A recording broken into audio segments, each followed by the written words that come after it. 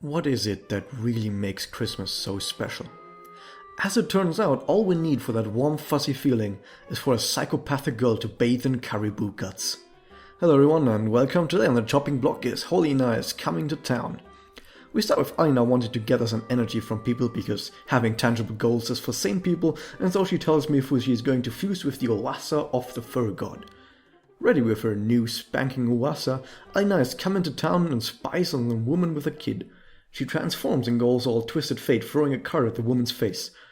She explains that for a few years of the woman's life, she is going to warm her frozen heart, which does sound like a lesbian pickup line, but it's okay because Alina has no idea what that means.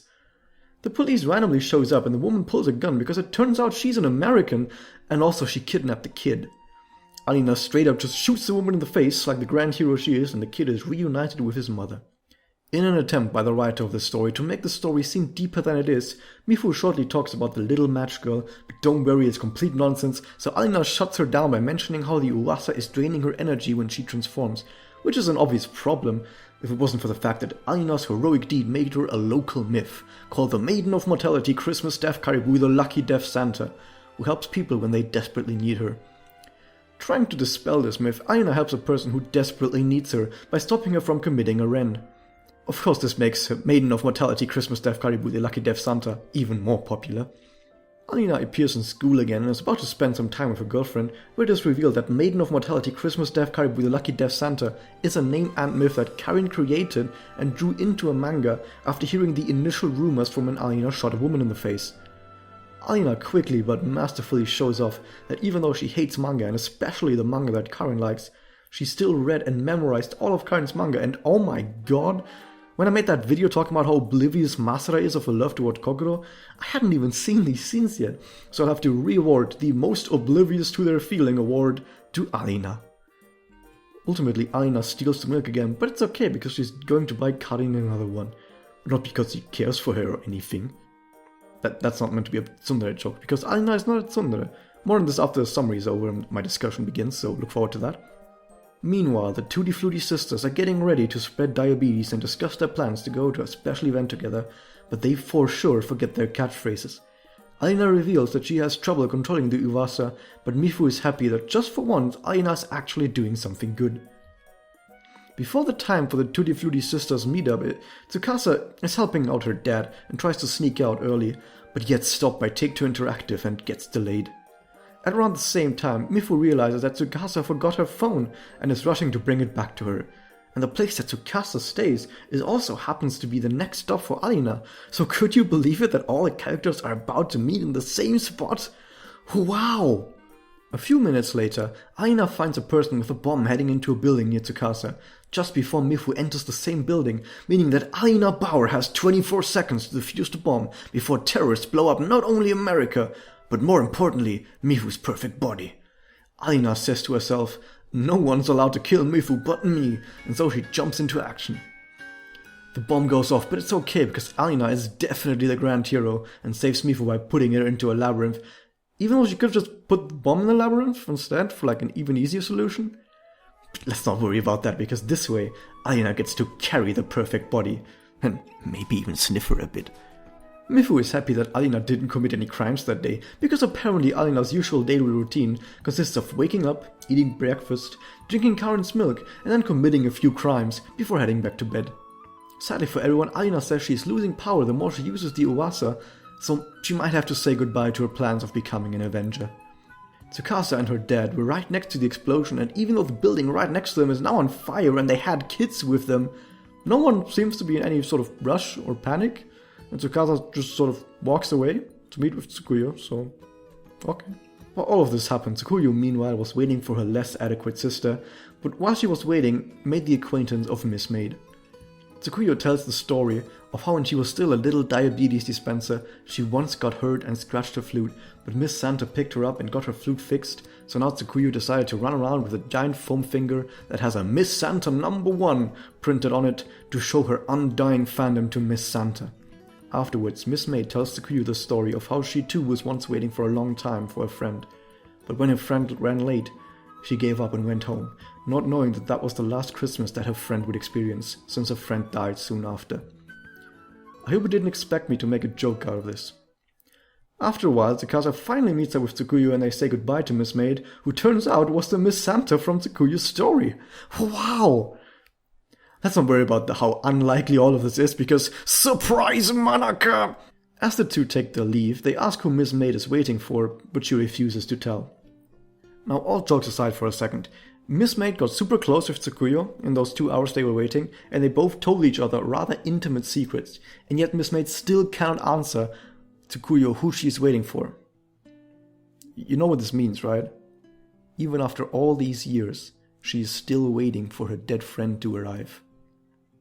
Tsukuyo, while saying goodbye, uses her Christmas magic to wish for snowfall, but what she really summoned was more diabetes. The next day, we see Alina Tsuntsun a bit more with Karin, as you can visually see the two of them get physically closer each time they are on screen together. Eventually, as Alina appreciates Mifuyu's body some more, Alina realizes what has gone wrong all this time. There was a secret second Uwasa that influenced Alina, making her accidentally help people instead of hurting them. Alina at this point decides that, even though her backstory is tragic enough for the Avengers, she will have to decline joining them to return to her days of villainy again in the future.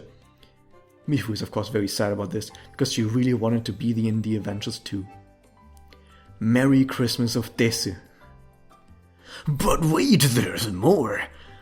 We cut back one last time to Miss Maid, who has been afflicted with temporary amnesia, and somehow thinks she was waiting on Take-Two Interactive, and not her dead friend. Shut up, I don't want my headcanon destroyed, it was like way sadder the way I imagined it, who makes Miss Maid realize that it was Tsukasa's dad who repaired Tsukuyo's float.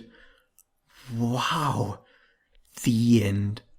Okay, now that the summary part is over, I think this is a great point to analyze and discuss the way Alina interacts with Mifuyu, to the way Alina interacts with Karin. Both of these constellations are her most popular ships as well. Now with Mifuyu, Alina has always made clear that the reason she is so enamored with her is because she sees her as prime art material.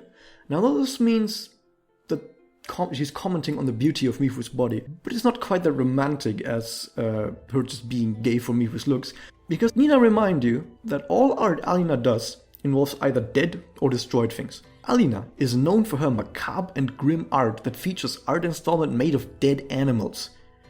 So it becomes clear that when she says she wants Mifuyu for her art, because she's prime art material, what Alina really means to say is that she would really love to make an art installment out of Mifuyu's dead corpse. You could say that it's still romantic in the sort of tragic romantic sense, and I always agree that everyone is allowed to ship everything and anything, because shipping means creating fiction based on fiction, and as the author of fiction, you are allowed to imagine anything. But canonically, Ali Mifuyu is not a ship that would end well for Mifuyu, unless you argue that not having to sit through the Magius plotline, which in chapter 6 and 7 has turned into psychopathic loli and artists want to kill the city, then yeah, I guess that might actually be a good end for Mifuyu. Besides, Mifuyu is like really old, so she sees Alina like a kid she has to babysit. A crazy, psychopathic kid who not only wants to kill people, but even worse, is an artist. On the other hand, we have her interactions with Karin. I made jokes about how Alina is tsundere around Karin, and if Alina was someone who was actually sane, then yes, I would call her a tsundere. But the thing about Alina is that she has seemingly absolutely no self-awareness about the things she's saying or doing, or even about her own feelings.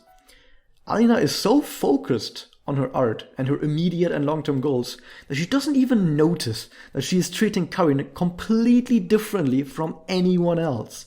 Karin is the only person that Alina treats with any sort of care and respect, despite the fact that she repeatedly outwardly says and commits hostilities towards her.